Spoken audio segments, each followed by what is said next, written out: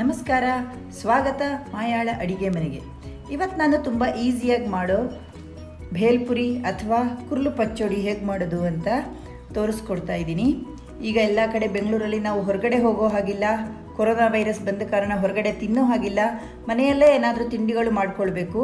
ಹಾಗೆ ಇವತ್ತು ಸಾಯಂಕಾಲಕ್ಕೆ ಏನಪ್ಪ ಬೇಗ ಫಾಸ್ಟಾಗಿ ಮಾಡೋ ತಿಂಡಿ ಅಂತ ಆಲೋಚನೆ ಮಾಡಿದರೆ ಮನೆಯಲ್ಲಿ ಕಡಲೆಪುರಿ ಇತ್ತು.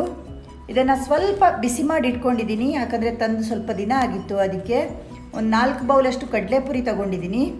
ಅದಕ್ಕೆ ಹಾಕ್ಕೊಳ್ಳೋಕ್ಕೆ ಒಂದು ಸಣ್ಣ ಹೆಚ್ಚಿದ ಈರುಳ್ಳಿ, 1 ಟೊಮ್ಯಾಟೊ, ಸ್ವಲ್ಪ ಕೊತ್ತಂಬರಿ ಸೊಪ್ಪು, 1 ಕ್ಯಾರೆಟ್ ತುರಿದಿಟ್ಕೊಂಡಿದ್ದೀನಿ, 1 ಸಣ್ಣ ಹಸಿಮೆಣಸು ಹೆಚ್ಚಿಟ್ಕೊಂಡಿದ್ದೀನಿ, ಕಡಲೆ ಬೀಜ ಹುರಿದಿಟ್ಕೊಂಡಿದ್ದೀನಿ. ಇದು ನೀವು ಬೇಡ ಅಂದರೆ ಹಾಕ್ಕೊಳ್ಳೋದು ಬೇಡ, ನಾನು ಸ್ವಲ್ಪ ಹಾಕ್ಕೊಳ್ತಾ ಇದ್ದೀನಿ. ಒಂದು ಅರ್ಧ ಟೀ ಸ್ಪೂನ್ ಖಾರದ ಪುಡಿ, ಸ್ವಲ್ಪ ಉಪ್ಪು ನೀವು ಇದಕ್ಕೊಂದು ಸ್ವಲ್ಪ ಕಮ್ಮಿನೇ ಹಾಕ್ಕೊಳ್ಬೇಕು, ಯಾಕಂದರೆ ಕಡಲೆಪುರಿಯಲ್ಲಿ ಆಲ್ರೆಡಿ ಉಪ್ಪಿರುತ್ತೆ. ಅದೊಂದು 2 ಸ್ಪೂನ್ ಸಕ್ಕರೆ, ನಾವು ಮತ್ತು ಇದಕ್ಕೊಂದು 2 ಸ್ಪೂನ್ ತೆಂಗಿನೆಣ್ಣೆನೂ ನಾನು ಆ್ಯಡ್ ಮಾಡ್ತಾ ಇದ್ದೀನಿ. ಇದು ಆಪ್ಷನಲ್ಲು, ನಿಮಗೆ ಬೇಕಂದರೆ ಆ್ಯಡ್ ಮಾಡ್ಕೊಳ್ಬೋದು, ಇಲ್ಲ ಅಂದರೆ ಬೇಡ. ಈಗ ಇದನ್ನೆಲ್ಲ ಈ ಕಡಲೆಪುರಿಗೆ ಹಾಕ್ಕೊಂಡು ಕಲಿಸ್ಕೊಳ್ತಾ ಇದ್ದೀನಿ.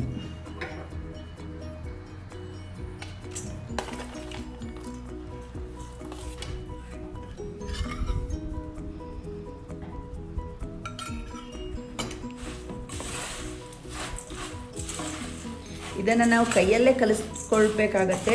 ನಾನೊಮ್ಮೆ ಚೆನ್ನಾಗಿ ಮಿಕ್ಸ್ ಆಗೋವರೆಗೂ ಸ್ಪೂನಲ್ಲಿ ಕಲಿಸ್ಕೊಂಡು ಮತ್ತೊಮ್ಮೆ ಕೈಯಲ್ಲೂ ಕಲಿಸ್ಕೊಳ್ತೀನಿ.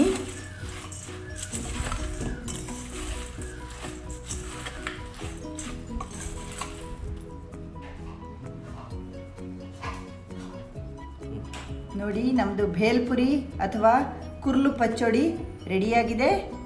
ನಿಮಗೆ ಈ ವಿಡಿಯೋ ಇಷ್ಟ ಆದಲ್ಲಿ ಲೈಕ್ ಮಾಡಿ, ಸಬ್ಸ್ಕ್ರೈಬ್ ಮಾಡಿ. ಧನ್ಯವಾದಗಳು.